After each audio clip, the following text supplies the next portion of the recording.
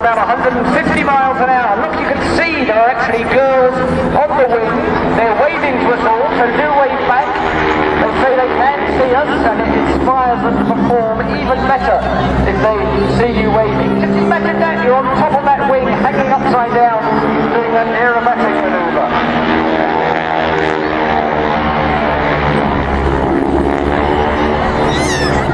So they're doing that maneuver about 150 miles an hour. They're up there in the slipstream. Next time you're on the motorway at 70 miles an hour, wind the window down. That shows how old my car is, doesn't it? Or press the button to open the window. Stick your hand out and you can feel what a 70 mile an hour draft is like. And they're experiencing double that.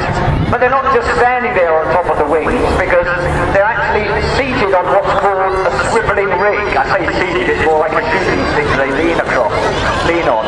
And you'll see that they actually perform their own acrobatics on top of the wings. And if you look at them now, yes, you can see the girls are actually upside down on top of the wings of the aircraft. And still they're waving, so do wave back at them as well.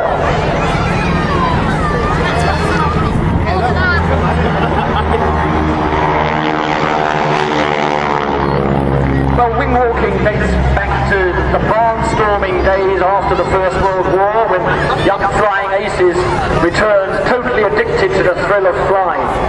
Surplus aircraft were cheap to buy, so they were bought by these pilots who would thrill crowds with their aerial antics. They'd fly up the main street down in the Midwest of the US and offer rides for $1 a time.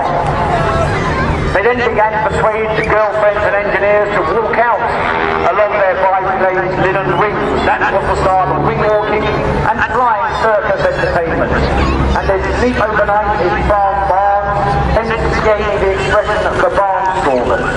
Well, the Breitling wing walkers recreate the fearless